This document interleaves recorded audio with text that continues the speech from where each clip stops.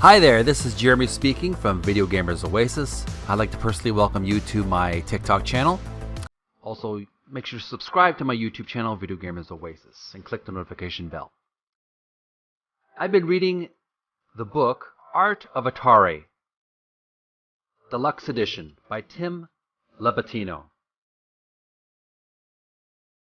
I'm reading the history section on page 10. We've been starting to read The Birth of Atari, Engineering a Dream, on page 11. And now, the conclusion of the chapter on page 18.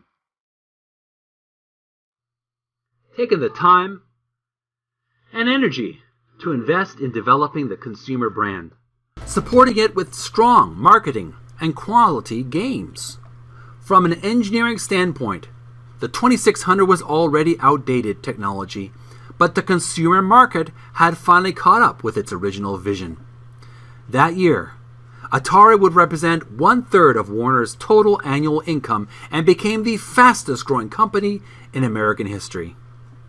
But along with that sort of stratospheric success came high expectations, and neither Atari nor the video game industry itself would be able to sustain the same level of growth. Shortages of both consoles and games plagued retailers in 1980 and 1981, and as video games exploded, stores were forced to ration product to keep enough inventory for the huge Christmas buying season. After ramping up production, Atari encouraged retailers to order for the entire year at once, and those orders, not actual retail sales, generated a false impression of huge sales, when actually it was just the opposite. In 1982, the financial analysts began warning of a market bubble. Within Atari, actual sales slowed and both distributors and retailers were still flush with product. The third-party video game market also exploded, flooding the market with dozens and dozens of choices for unsuspecting consumers, some good and many poor. When financials were announced in December, Atari's sales numbers had fallen far below expectations, angering Wall Street analysts. Warner's stock dropped precipitously and kicked off a video game industry bloodbath. Compounding this were a number of high-profile missteps, including the poor critical reception of highly anticipated home titles like E.T., the Extraterrestrial, and Pac-Man, just as the financial issues were coming to light.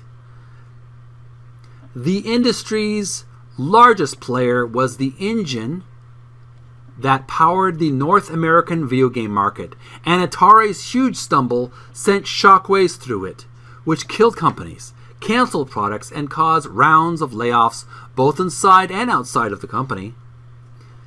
After another year of struggles, historic losses, and a failed takeover attempt by Rupert Murdoch, Warner decided to cut bait and sell Atari in 1984. Not finding one single buyer, Warner head Steve Ross decided to divide the company, with the consumer division sold to former Commodore computer founder Jack Tramiel.